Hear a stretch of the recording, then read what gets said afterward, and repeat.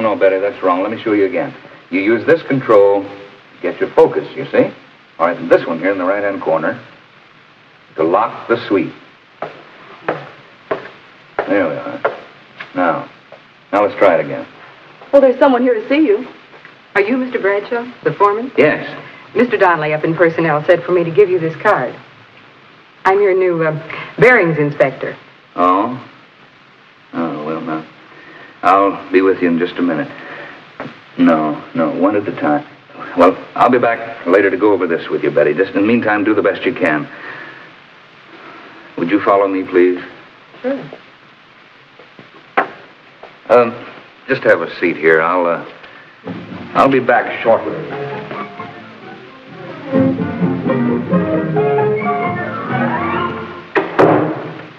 Well, Mr. Bradshaw, what's on your mind? Bearings inspector. She's a good one, too. Just look at that record. Okay, now, Walt, you've had your little joke.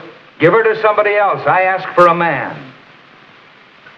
We don't have a man with her qualifications. Seriously, Brad, if you treat her right, she might make you a darn good employee. What do you mean, treat her right? Get that chip off your shoulder. What's wrong with her? She's a woman, isn't she? Now, wait a minute. You got a lot of women in your department. What's wrong with one more? Did you ever hear of the straw that broke the camel's back? They're good workers. Accurate, quick to catch mistakes, a lot of patience. Yeah, but that comes out of books. I work with them, mister. I know what happens. What does happen? Well, it's a long story. Come on now, tell me. What does happen? Maybe I've been misinformed. Not so long ago, you sent me a girl by the name of Myrtle Malloy. Remember?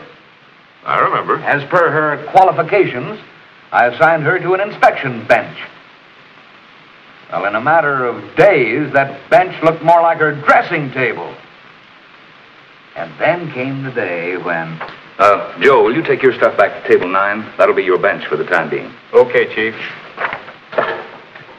Myrtle, we're moving you to table number 10.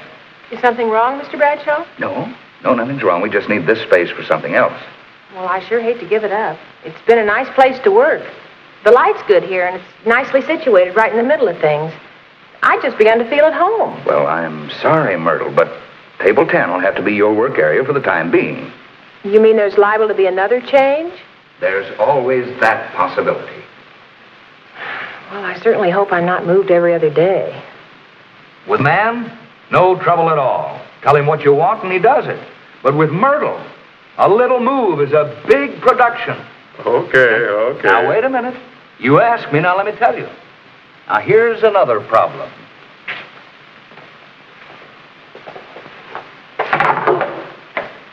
Oh, Mr. Bradshaw, I wanted to tell you that the date is set for my marriage. I'll be leaving soon. Marriage? Mm-hmm.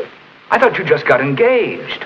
Well, I told you about it 6 months ago. We were only waiting till we could find a place to live. 6 months ago? Oh, brother. Well, how soon are you leaving? Well, the end of next week. Well, that'll really put us in a bind around here. It takes time to break in a relief, girl. Yes, I know it does. I wondered. Why didn't you say something? I didn't realize you were getting married right away. Well, I'm sorry, Mr. Bradshaw, but I really thought you knew. We've all been talking about it. Okay, Brad, but how many blushing brides do you have? Besides, what's all this got to do with Dolly, the new girl? She's already married. And she's a qualified bearings inspector. You know what I was doing when this new girl came in a few minutes ago? No. I was trying to cope with one of the biggest problems of all, Walt. Now, in your books, it comes under the general heading of absenteeism among women employees. Yesterday, I spent an hour and a half teaching one of our girls what she needed to know in order to start on the oscilloscope today. This morning, she isn't here, so I had to use somebody else. Now, I don't think the girl we got on it now ever pick it up, so I'll probably have to find somebody else. Question. All these things you've been talking about, marriage, absenteeism, personality problems, aren't they really just a part of life? Part of a woman's life, maybe. But I can remember the good old days when there were all men in my department, and we didn't have these problems. You didn't have the production output you've got now either. Look, Brad, you've got a new bearings inspector. who happens to be a woman. You need someone, and there isn't a man available.